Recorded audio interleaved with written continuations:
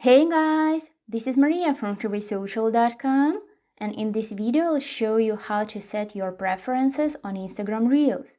Instagram allows its users to select what type of Reels videos they are not interested in and don't want to watch.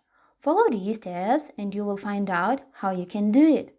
Log into your Instagram account and press on the Discover tab. After that, click on the Reels section in order to open it.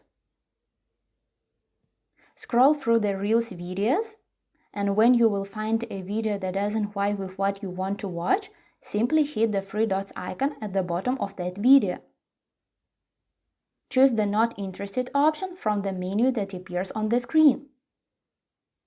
That's it! I hope this guide was helpful and you were able to set your preferences on Instagram Reels. Don't forget to like this video and visit us at TrueWaySocial.com.